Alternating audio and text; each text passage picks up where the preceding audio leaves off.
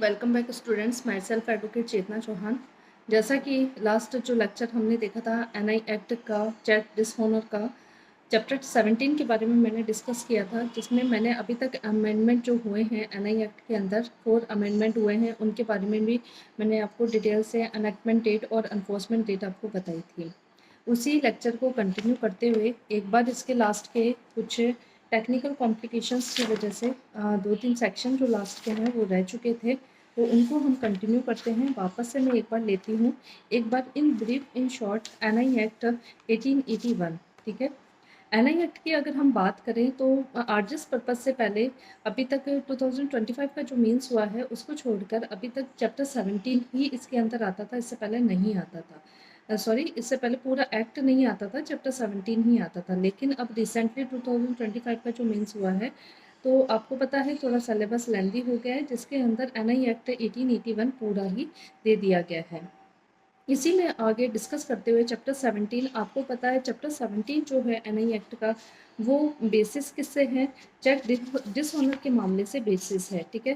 मैंने जैसा कि आपको बताया था कि चेक डिसऑनर के मामले में आप सिविल लाइबिलिटी आप उस अगले जो ड्रॉअर की है, जो भी लिख रहा है चेक, उसकी आप तय कर सकते हो। लेकिन इसको सेक्शन 138 के तहत इसको क्रिमिनल लाइबिलिटी भी इसके अंदर तय की गई है, ताकि स्पीडी जो है रिड्रेसल हो केस बाउंस, चेक बाउंस के मामले में। दूसरी बात, fraud, in case of fraud या डिसेप्शन जैसे प्रैक्टिसेस नहीं हो चेक के माध्यम से। और बैंकिंग जो भी इंस्टीट्यूशन है उसके ऊपर लोगों का ट्रस्ट बना रहे, इन सब चीज़ों को ध्यान में रखते हुए इसमें चैप्टर 17 लाया गया एनआई एक्ट में, जिससे चेक के मामलों में क्रिमिनल लाइबिलिटी भी ड्रॉअर की तय की गई है, ठीक है। मैंने आपको देखो बताया था एनआई एक्ट 1881 का है, ठीक है। इसके अंदर अभी तक 4 अमेंडमेंट हुए हैं, 4 इसके अमेंडमेंट हुए हैं। ओरिजिनली ये एक्ट 1 मार्च 1882 को लागू हुआ था। ओरिजिनली जो ये एक्ट लागू हुआ था 1 मार्च 1882 को लागू हुआ था, जबकि इसकी असेंट जो मिली थी, जो असेंट मिली इसकी 9 दिसंबर 1881 को मिली थी, ठीक है। 26 नंबर एक्ट है 1881 का। ये निगोशिएबल इंस्ट्रूमेंट आपको पता है, वो डिस्क्राइब है सेक्शन 13 के अंदर। सेक्शन 13 एनआई एक्ट बताता है कि निगोशिएबल इंस्ट्रूमेंट क्या होते हैं। निगोशिएबल इंस्ट्रूमेंट के अंदर promissory note, bill of exchange और चेक शामिल किए गए हैं, ठीक है। अभी तक 4 अमेंडमेंट हुए हैं, जिसमें पहला जो अमेंडमेंट है चैप्टर 17 जोड़ा गया था। इसके अंदर सेक्शन 138 से लेकर सेक्शन 142 जोड़े गए थे। ये जो लागू मतलब प्रभावी हुआ था ऑल ओवर इंडिया, ठीक है, 1 अप्रैल 1989 से प्रभावी हुआ था, मतलब इफेक्ट में आया था। जो दूसरा अमेंडमेंट है इसका 1 फरवरी 2003 को, अमेंडमेंट 2002 का है, 1 फरवरी 2003 को ये लागू हुआ था। और 143 से लेकर 147 जो सेक्शन है समरी प्रोसीजर से रिलेटेड है, इसके अंदर ऐड किए गए थे। जो जुरिस्डिक्शन से रिलेटेड जो इसका अमेंडमेंट है वो 2015 में आया था, जो 15 जून 2015 को लागू हुआ था। इसके अंदर 142 का 2 क्लोज और 142 ए जोड़ा गया था।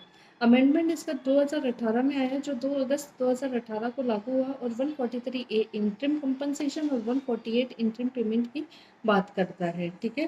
तो ये सेक्शन और इस तरीके से ये 4 अमेंडमेंट और all over India time to time लागू किए गए, और इनके अंदर सेक्शन और क्लोजेस जोड़े गए। अब बात आती है इसका जो मेन सेक्शन है, सेक्शन 138 क्या कहता है?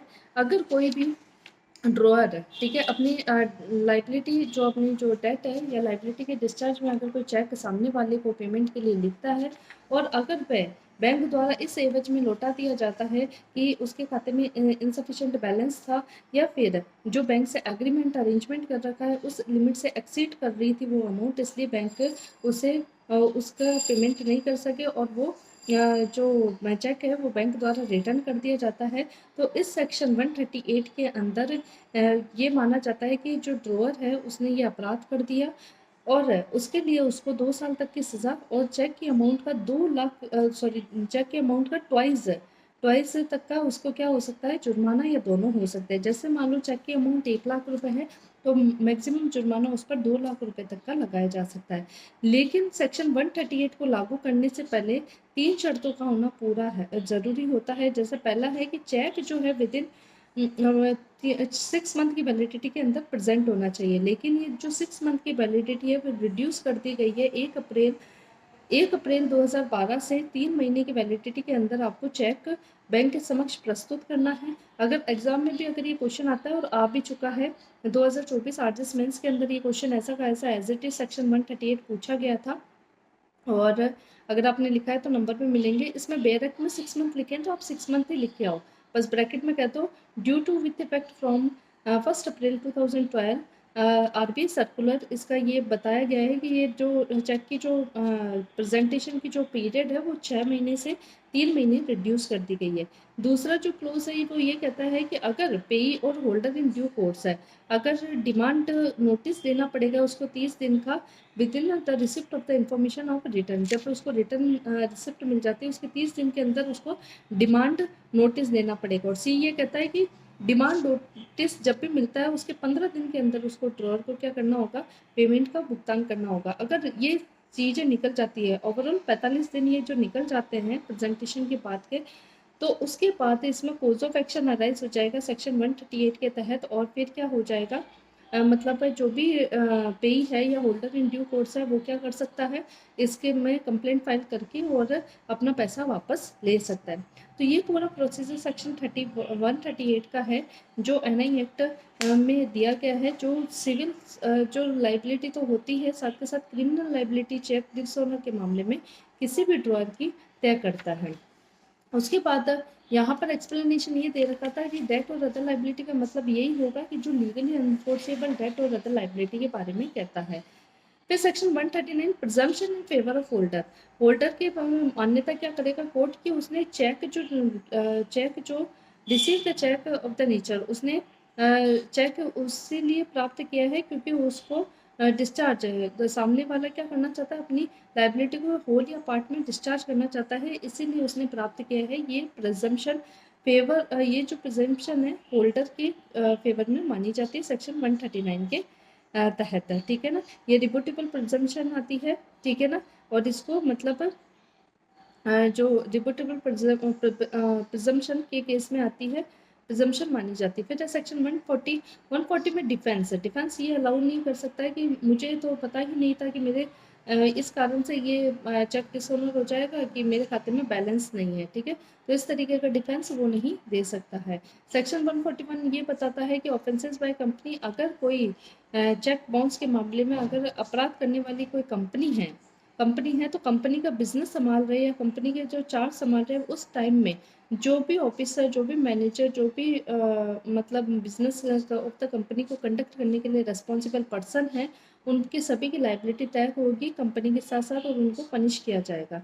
लेकिन अगर कोई पर्सन ये बताते हैं कि मेरे नॉलेज के बिना किया गया या मैंने ड्यू डिलिजेंस अप्लाई किया था इस अपराध को होने से रोकने के लिए, तो वह बच सकता है। लेकिन प्रोवाइडेड डेट प्रोवाइजर इसका फर्दर ये कहता है कि अगर कोई डायरेक्टर है किसी कंपनी का, किसी गवर्नमेंट स्टेट या होल्ड किसी कंपनी का डायरेक्टर, तो उन पर इससे सेक्शन 141 की बातें लागू नहीं होगी, उनकी कोई लाइबिलिटी तय नहीं होगी। और जिन लोगों ने भी इस अपराध को करने में कन्वीनियंस या कंसेंट दिए उन सभी को अकॉर्डिंगली कंपनी के साथ साथ पनिश किया जाएगा। यहाँ पर एक्सप्लेनेशन ये में कंपनी का मतलब है बॉडी कॉर्पोरेट, जिसमें फर्म और other association of individual include है। डायरेक्टर का मतलब है फर्म या means partner in the firm माना गया है, ठीक है। ये सेक्शन 141 पढ़ा था अपन ने, ठीक है। डिटेल में मैं नहीं जाऊँगी, पहले पिछला लेक्चर देख लेना, बिल्कुल डिटेल में दिया है मैंने। Section 142 cognizance of offence.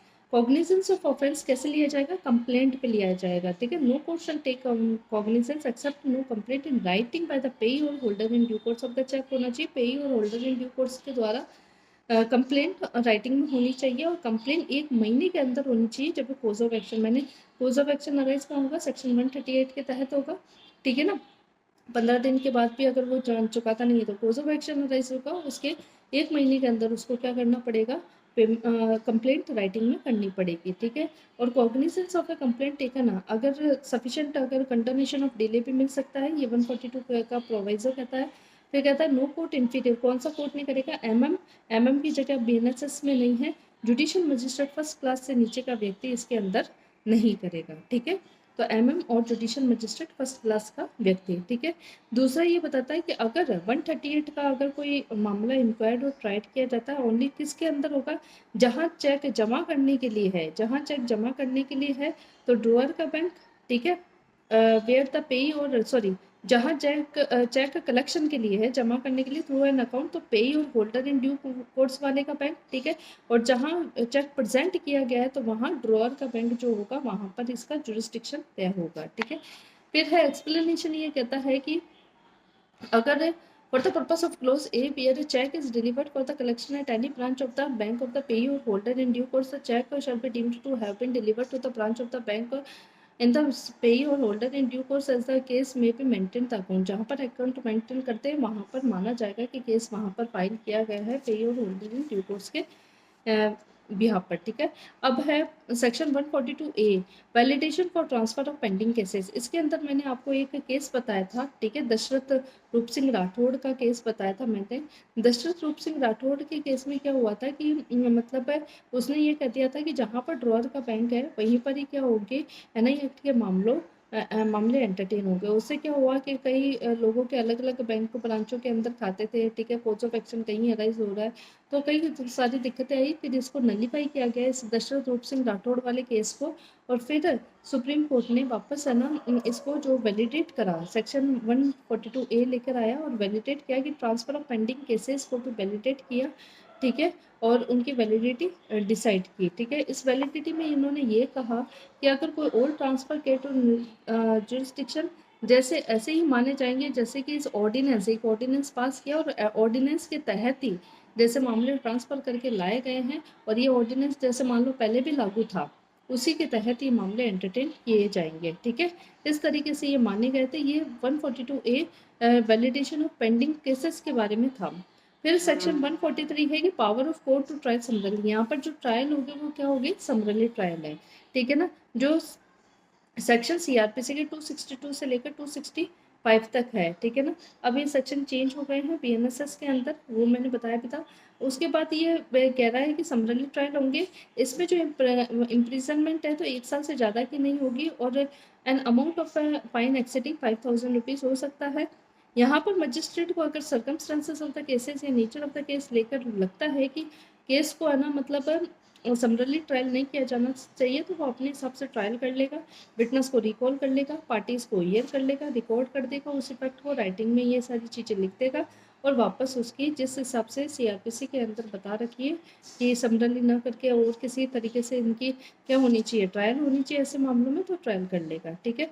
अब ट्रायल जो है वो कितने टाइम में कंप्लीट होनी चाहिए, 6 महीने के अंदर प्रयास करना चाहिए कि मजिस्ट्रेट 6 महीने के अंदर उस ट्रायल को क्या करे, कंप्लीट करे, ये प्रयास है, ठीक है। एंडिवर लिख रखा है यहाँ पे, endeavour shall be made to conclude the trial within from the date of the filing complaint. Complaint filing से 6 महीने के अंदर ट्रायल को कंक्लूड करना होगा, ठीक है। तो जो टाइम लिमिट है एनआई एक्ट के अंदर, ठीक है, 2-3 जगह है वो इंपॉर्टेंट है। कंप्लेंट 1 महीना, ट्रायल कंक्लूड 6 महीने, और एनआई एक्ट के अंदर 30 दिन का डिमांड नोटिस और 15 दिन के अंदर उसको पेमेंट करने का टाइम मिलता है, ठीक है। अब 143A कहता है power to direct interim compensation, interim compensation, ठीक है। तो अब बात आती है कि 143A की बात आती है। 143A कहता है कि power to direct interim compensation. ये 3-4 सेक्शन बच गए थे अपना, 143A, 144, 145, 146, 147 और 148A, ठीक है ना। ये 4-5 सेक्शन है जिनको हम पर करते हैं, ठीक है। सेक्शन 143A कहता है कि power to direct interim compensation. अब क्या होता है कि कई बार आपको पता है कि चाहे मुकदमे जो कोर्ट के अंदर होते हैं वो पेंडिंग चलते रहते हैं, टाइम काफ़ी लग जाता है। तो इसमें क्या होता है कि कोर्ट डायरेक्ट कर देता है कि मामला तो रफा दफा होगा जब होगा, लेकिन जब तक ये मामला रफा दफा नहीं होता तब तक इंटरिम कंपनसेशन के तौर पे कुछ अमाउंट दे दो, ठीक है ना। तो ये चीज़ 143A में, ठीक है। 143 आपको पता है ए कब आया था, 2 अगस्त 2018 को ये सेक्शन आया था, इसके आगे लिख लेना, ठीक है ना। डायरेक्टली इनडायरेक्टली आपको प्री एग्जाम में पूछी जा सकती है। तो 143A power to direct interim compensation notwithstanding anything content in the CrPC, ठीक है। बीएनएसएस के अंदर सीआरपीसी में कुछ भी लिखा हो, the court trying an offence under section 138 and may order the drawer of the cheque to pay. जो ड्रॉअर होगा उसको पे करने के लिए कहता है कि इंटरिम कंपनसेशन आप कंप्लेनेंट को पे करो इन ए समरी ट्रायल और ए सम्मन केस है, where he pleads not guilty of to the drawer ये मानता है कि नहीं मेरी कोई गलती नहीं है, मैंने चेक बाउंस से जानबूझकर नहीं करवाई, या जो भी अपने पक्ष में जो भी डिफेंस देता है तो उसके लिए अगर वो गिल्टी प्लीड नहीं करता है तो उसको क्या देना पड़ेगा, इंटिम कंपनसेशन देना पड़ेगा in any other case upon the प्रीमिंग of charges. और अगर अदर केस है तो चार्ज आरोप लगने के बाद, ठीक है ना।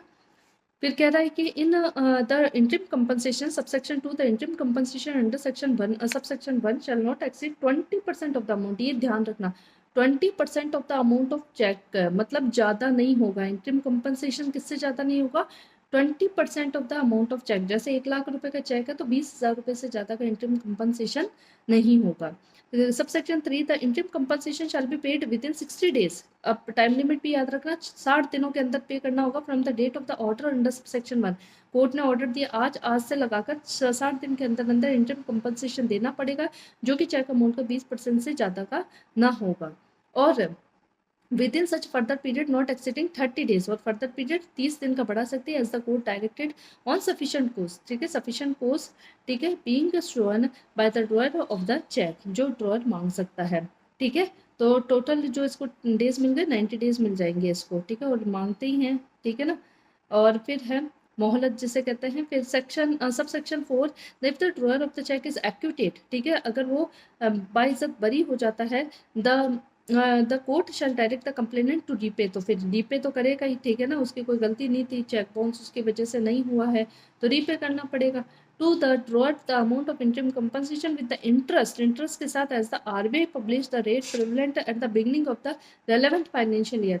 जो फाइनेंशियल ईयर रेलेवेंट, जैसे अभी वाला जो फाइनेंशियल ईयर चल रहा है 1 अप्रैल से जो स्टार्ट हुआ है, उसकी जो भी रेलेवेंट डेट होगी उससे उसको कंप्लेनेंट को अगर एक्यूटल हो जाता है तो उसको पे करना पड़ेगा within 60 days from the date of the order, और within such further period not exceeding 30 days as may be directed by the, और 30 डेज वही उसको भी 60 दिन और 30 दिन मिले थे, इसको भी 60 दिन और 30 दिन मिलेंगे रीपे के लिए on sufficient cost being shown by the complainant, ठीक है ना, कंप्लेनेंट, ठीक है ना।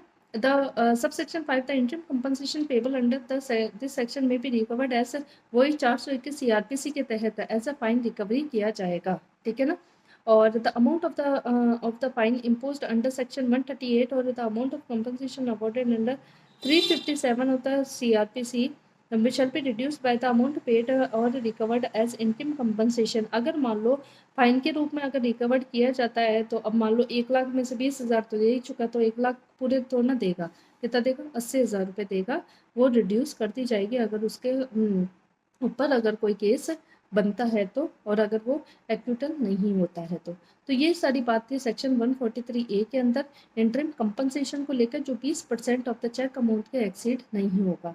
अब है सेक्शन 144 कहता है कि मोड ऑफ सर्विस ऑफ सम्मन, जैसे कि आपने पढ़ा होगा CPC का ऑर्डर 5, ठीक है ना, सम्मन कैसे भेजे जाएंगे, ठीक है ना, इशू सर्विस ऑफ सम्मन जो है वैसा ही ये सेक्शन है, section 144 or mode of service of someone, notwithstanding anything in the code of CRPC and for the purposes of the chapter, a magistrate issuing a summon to an accused, a magistrate issuing a summon to an accused, summon एक तरह का notice, ठीक है ना, और a witness may direct a copy of the summon to be served at the place where such accused or witness ordinarily reside or carries on the business or personal work, जहाँ पर वो सामान्यतः रहता है, ठीक है, या जहाँ पर वो बिजनेस करता है, या जहाँ पर किसी भी प्रॉफिट वाला कोई काम करता है, by speed post by courier service as approved by the court of session, जो भी कोर्ट ऑफ सेशन द्वारा अप्रूव्ड सर्विस है उसके द्वारा उसको भेजा जाएगा। Subsection 2 where an acknowledgement purporting to be signed by the accused or the witness or an endorsement purported to be made by any person authorized by the postal department or the courier services that the accused or witness refuse to take, अगर कोई endorsement दिया जाता है वापस, ठीक है, करके अगर कोई दिया जाता है कि वो उन्होंने नहीं लिया है तो क्या माना जाएगा, यही CPC में बात ले रखी है। अगर वो डिपेंडेंट मना कर देता है, रिफ्यूज कर देता है तो क्या माना जाता है, सम्मन ड्यूली सर्व्ड माना जाता है। और यहाँ पर भी सम्मन, the court issuing the summons में डिक्लेयर दैट द सम्मन हैज बीन ड्यूली सर्व्ड, क्योंकि वो तो अपनी लाइबिलिटी से बचने की कोशिश करेगा ना, तो अपन इसको ऐसा तो नहीं मानेंगे कि सम्मन सर्व नहीं हुआ, सम्मन सर्व हुआ है, उसने रिफ्यूज कर दिया, कोई बात नहीं, तो सम्मन ड्यूली सर्व माने जाएगी और उस पर फिर बाकी आगे की कार्यवाही होगी उसके तहत, ठीक है। तो ये सेक्शन 144 था। जो मोड ऑफ सर्विस ऑफ समन बताया गया था, ठीक है, बाय स्पीड पोस्ट हो सकता है, बाय कोरियर सर्विस हो सकता है, जो कि कोर्ट ऑफ सेशन अप्रूव्ड करे। अब बात है सेक्शन 145 की, evidence on affidavit. Evidence on affidavit, notwithstanding anything contained in the Code of Criminal Procedure 1973, the evidence of the complainant may be given by him on affidavit. ठीक है ना, affidavit पे देने पड़ेंगे, शपथ पत्र पर evidence देने पड़ेंगे, and may shall all just exception be read in evidence in any inquiry, trial or other proceeding under the, ठीक है, वो evidence की तरह read out किए जाएंगे। सबसेक्शन 2 कहता है द कोर्ट में if it is think fit and shall on the application of the prosecution और द अक्यूज्ड सम्मन and examine any person giving evidence on affidavit, ठीक है, प्रोसिक्यूशन और अक्यूज्ड, ठीक है, सम्मन और एग्जामाइन कर सकता है किसी भी पर्सन को जो भी एविडेंस जो भी giving evidence on affidavit, evidence जो एफिडेविट पे दे रहा है उनको सम्मन और एग्जामाइन कर सकता है प्रोसिक्यूशन, ठीक है, वगैरह। अब है expression subject to all just exception का मतलब क्या है कि means that the evidence given on affidavit must be admissible, it must not include in admissible material such as fact not relevant to issue और एनी हियरसे स्टेटमेंट, ठीक है। अब section 146 कहता है bank slip prima facie evidence of certain facts. ये बात कहाँ लिख रखी है, बैंक स्लिप क्या मानी जाएगी, प्रथम दृष्टया प्रमाण या सबूत मानी जाएगी, ये सेक्शन 146 कहता है। डायरेक्टली प्री का क्वेश्चन है ये और आया हुआ भी है। The court shall in respect of every proceeding under this chapter, मतलब chapter 17 on production of a bank slip और मेमो, बैंक स्लिप और रिटर्न मेमो जो भी होगा, having thereon the official mark denoting that the check has been dishonored, ठीक है, presume that the fact of dishonors of such check unless and until the such a fact, मतलब उसको proved fact मानेगा जब तक कि उसको disprove ना किया गया हो, ठीक है ना, तो मतलब प्राइमा फेशिया एविडेंस मानेगा बैंक स्लिप को, ठीक है। सेक्शन 147 ऑफेंसेस में ऑफेंसेस टू बी कंपाउंडेबल, और इसके अंदर जो ऑफेंसेस होंगे वो क्या होंगे, ऑफेंसेस कंपाउंडेबल ऑफेंस होंगे, ठीक है ना। कंपाउंडेबल की बात क्या रखी है इसने, effect of non obstinate clause in section in view of non-obstinate clause in the requirement of the consent of the person compounding in section 320, आपको पता है 320 सीआरपीसी के अंदर कंपाउंडिंग होती है, तो इसके अंदर पे कंपाउंडिंग करवाई जा सकती है ऑफेंसेस की, ठीक है, ठीक है, वो हो जाएगा। फिर है आगे कंपाउंडिंग में अगर आप लिखना चाहो तो दामोदर एस प्रभु वर्सेस बाबालाल, सैयद बाबालाल एच का केस है, ठीक है, AIR 2010 सुप्रीम कोर्ट का केस है। इसमें ये कहा गया था, बहुत कुछ कहा गया था,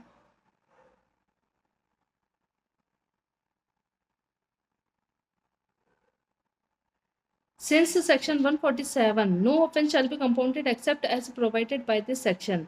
Since section 147 was inserted by the way of amendment and special law, the same will override the effect of subsection A of 320 CRPC पर override effect रखेगा, ठीक है ना, क्योंकि ये स्पेशली अमेंडमेंट द्वारा अमेंडमेंट करके ऐड किया गया था ना, इसलिए। अब है सेक्शन 148 लास्ट सेक्शन इसका, power of appellate court to order payment pending appeal against conviction, ठीक है ना। अब इंटरिम पेमेंट करने की बात कौन कहता है, सेक्शन 148 कहता है अपीलेट कोर्ट ऐसा ऑर्डर दे सकते हैं।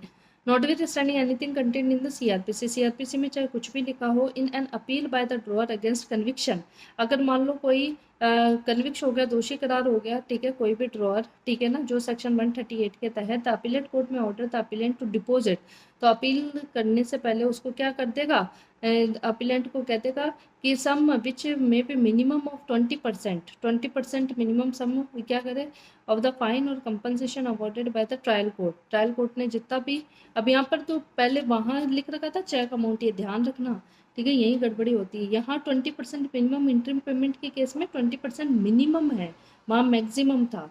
पहला अंतर तो यही आ गया। दूसरा अंतर ये वो चेक अमाउंट का था, या फाइन और कंपनसेशन। अब मान लो ट्रायल कोर्ट ने, मजिस्ट्रेट कोर्ट ने उसके ऊपर लगाया फाइन, मान लो 1 लाख रुपए का लगा दिया, ठीक है, क्योंकि ट्वाइस तक का हो सकता है, 1 लाख का चेक था, 2 लाख तक का हो सकता है, ठीक है, तो 1 लाख रुपए तक का लगा दिया, तो 1 लाख रुपए 1 लाख रुपए का 20% 20,000 रुपये, ठीक है, होना चाहिए यहाँ पर, ठीक है, तो वैसा माना जाएगा। अवॉर्डेड बाय द फाइन और compensation awarded by the trial court provided that the amount payable under this subsection shall be in addition in addition to any interim compensation paid by the interim compensation paid है, ठीक है, ये भी है। अगर मान लो उसने कहती है कि मैंने तो इंट्रीम कंपनसेशन दे दिया था, उस टाइम भी आपने इंट्रीम कंपनसेशन लिया था मेरे से, तो अब मैं इंट्रीम पेमेंट अपील के टाइम में क्यों दूँ, ऐसा नहीं कह सकता। अगर इंट्रीम कंपनसेशन में मान लो 20,000 रुपये दिया तो ये इसके एडिशन में होगा, 20,000 रुपये उसको और देने पड़ेंगे। और subsection 2, the amount refer to in subsection 1 shall be in deposited within वही 60 days from the order or which is further period not exceeding 30 days as may be directed by the court on sufficient cause being shown by the appellant। appellant कौन होगा यहाँ पर, drawer होगा, ठीक है ना। और द appellate court में direct the release of the amount deposited by the appellant to the complainant at any time during the pendency of the appeal। the appellate court में direct the release of the amount deposited by the appellant to the complainant to any of the during the pendency, ठीक है, कभी भी भुगतान करने को कह सकता है during the pendency of the appeal. और provided at if the appellant is acquitted, अगर अपीलेंट एक्यूट हो गया अपील में जाकर, पहले ट्रायल कोर्ट के अंदर तो दोषी करार हो गया और अपील में जाकर वो निर्दोष हो गया, ठीक है, तो फिर क्या होगा, the court shall direct the complainant to repay the appellant, फिर वही है कंप्लेनेंट वापस उसको रीपे करेगा, सो रिलीज जब भी वो एक्यूटल होता है उसका, और with interest at the rate published by the Reserve Bank of India prevalent at the beginning of the relevant financial year and within 60 days from the date, वहाँ पे भी 60 days, और within further not exceeding 30 days as directed by the court on sufficient cause been shown by the complainant. और इसकी जो schedule है नई act की वो रिपील हो गई है 1891 के अंदर, ठीक है ना, सेक्शन 2 और शेड्यूल 1, सेक्शन 2 और शेड्यूल 1 1891 के अंदर रिपील हो गई है। तो ये छोटा सा एक चैप्टर था, चैप्टर 17 एनआई एक्ट का, जो ये बात करता था, जो ये बात करता है कि क्या बोलते हैं, चेक डिसऑनर के मामले के बारे में बात करता है, ठीक है। अब सेक्शन 1 देखो, इसके कोई सा भी केस किसी के ऊपर लिख सकते हो, ऐसा कुछ वो इसमें है नहीं, लेकिन अगर आप इसमें लेटेस्ट जो आप लिखना चाहो एनआई केस में तो वो है Dhana Singh Prabhu versus Chandrashekar and another 2025 supreme court का केस है। Dhana Singh Prabhu versus Chandrashekar and another 2025 supreme court का, ये तो लेटेस्ट जजमेंट है। उसके अलावा एक इम्पोर्टेंट केस बताती हूँ आपको, Laxmi Dyechem versus state of Gujarat 2012 का केस है। इसमें ये कहता है नेचर ऑफ प्रिजम्पशन की नेचर, ठीक है ना, 139 के अंदर भी ले सकते हो और इसको 138 के अंदर भी लिख सकते हो। नेचर ऑफ प्रिजम्पशन का नेचर होगा वो रिप्यूटेबल प्रिजम्पशन मानी गई है सेक्शन 139 के अंदर, ठीक है ना। अब उसके बाद एक इसके अंदर इम्पोर्टेंट केस है दशरथ रूप सिंह राठौड़ वाला केस मैंने आपको बताया था, ठीक है ना, जो validity of transfer of cases के बारे में रिलेटेड था। बताते हैं इसके 1 by 1 केसेस। एक केस और है, ठीक है ना, आया हुआ भी एग्जाम के अंदर, वो तो लिख लेना आप, दशरथ रूप सिंह राठौड़ वाला केस, ठीक है। लक्ष्मी डाइसिम वाला केस अगर रिब्यूटेबल प्रिजम्पशन मानी गई है तब तो सेक्शन 139 में रेफर कर देना।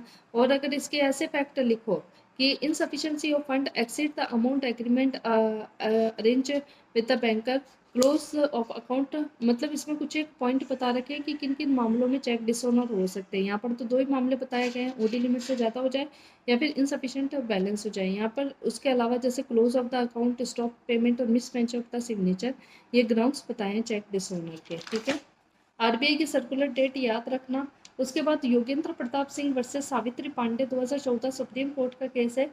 138C प्रोवाइड्स अपॉर्चुनिटी टू पे, 138 के जो 138 का सी क्लोज कहता है, क्या कहता है कि 15 दिन के अंदर, डिमांड नोटिस के 15 दिन के अंदर अंदर उसको पेमेंट करने का मौका मिलता है। तो यही बात कह रहा है कि प्रोवाइड्स अपॉर्चुनिटी टू पे with in the 15 days of notice receipt of the complaint, thus can be filed for commission of an offence complaint before. हाँ, अगर किसी ने कंप्लेंट अगर 15 दिन के उसको जल्दी थी, उसको लग रहा था ये तो चुकाएगा, तो है नहीं, चाहे इसको 15 दो या चाहे 20 दिन दो, उसने 15 दिन के अंदर अंदर ही फाइल कर दी, तो कोर्ट इसको क्या करेगा, 15 दिन के बाद ही एंटरटेन करेगा। द ऐसी हर्ट at the court is barred by law from taking cognizance of such complaint पहले ही कर दी 15 दिन के अंदर अंदर, तो कोर्ट मतलब बार्ड है, कॉग्निजेंस नहीं ले सकता, 15 दिन की एक्सपायरी के बाद ही कॉग्निजेंस होगा। Can not be permitted to present the very same complaint at any मतलब later stage the remedy is only to file the fresh complaint. इसकी जो रेमेडी होगी वो फ्रेश कंप्लेंट फाइल करने की होगी। ठीक है। एक है Sangitaben Mahendra Bhai Patel versus Sangeetaben Mahendra Bhai Patel versus state of Gujarat. गुजरातियों के जाता है क्योंकि व्यापारी गुजरात के अंदर ही हैं, थोड़े जाता ही। The proceeding under section 138 and 420 can, ठीक है 420 है, ठीक है ना, चीटिंग वाले जो केसेस वगैरह होते हैं वो कैन रन साइमल्टेनियसली, एक साथ चल सकते हैं। Mohammad Ashraf versus state of Rajasthan, इसमें भी यही बात लिख रखी है। The proceeding under section 138 420 IPC run simultaneously, 2017 Rajasthan High Court का केस है। एक मोस्ट इम्पोर्टेंट केस है दशरथ भाई त्रियम्बकम कह रहे दशरथ भाई त्रिकम त्रिकम त्रिकम भाई पटेल, दशरथ भाई त्रिकम भाई Patel versus Hitesh Mahendra Bhai Patel, 2022 supreme court का केस है। इसमें ये बताया गया था no offence under section 138 of the NI 1881 if cheque is presented for full amount without endorsing part payment made by borrower, ठीक है ना। ब्रोअर मतलब 20 लाख का लोन था और 4,10,000 का दे दिया, ठीक है। और फिर भी कोर्ट में फुल चेक लगा दिया तो कोर्ट उसे खारिज कर देगा क्योंकि पार्ट अमाउंट का चेक लगाना था, ठीक है ना। तो पार्ट अमाउंट खारिज कर देगा। अब 20 लाख का लोन था, आधे मान लो पैसे दे दिए और पूरे का ही चेक लगा रहे तो क्या कोर्ट उसको खारिज ही करेगा। ये इंपॉर्टेंट जजमेंट दिया था 2022 सुप्रीम कोर्ट ने दशरथ भाई त्रिकम भाई पटेल वर्सेस हितेश महेंद्र भाई पटेल। मतलब चेक का थोड़ा बहुत पार्ट पेमेंट हो गया था लेकिन चेक जब कोर्ट के अंदर चैलेंज किया गया तो पूरी अमाउंट ही लगा दिया तो कोर्ट ने उसको सीधे से खारिज कर दिया, ठीक है ना। फिर है Rangappa versus Shri Mohan and Laxmi Dyechem versus state of Gujarat. मैंने बता दिया the accused are not required to give any strong evidence to rebut the presumption under section. The accused can also rebut the presumption on the basis of the preponderance of, खाली preponderance of possibility उसको बतानी होती है, ठीक है ना।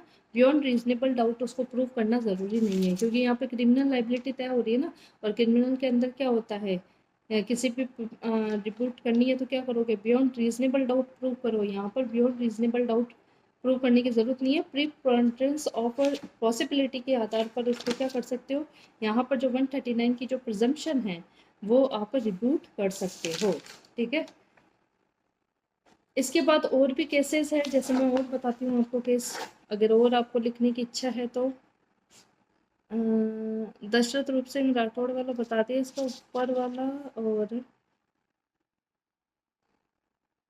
एक है Majumdar versus state Gujarat, sorry Majumdar versus Gujarat state fertilizer corporation limited AIR 2005 supreme court. The complaint can not be question on the ground और that the accused person at the time of the offence were not in charge और responsible of the company for its conduct. मतलब complaint question नहीं होगी, खारिज नहीं होगी इस ground पर, इस आधार पर कि accused person at the time of the offence were not in charge और रिस्पॉन्सिबल ऑफ द, मतलब वो चार्ज में नहीं था और रिस्पॉन्सिबल नहीं था कंपनी के कंडक्ट कार्य या बिजनेस करने के लिए, ठीक है। और बताती हूँ मैं आपको, एक Moti cement limited versus Kuchil Kumar Nandi का केस है। Once the cheque is issued by the drawer a presumption under section 139 must be followed merely the because the drawer issue a notice to the drawee or the bank stoppage of the payment it will not preclude an action under section 138। मतलब ये इसका जो presumption जो है ना कि ये इसका मतलब खारिज नहीं करेगी, ठीक है।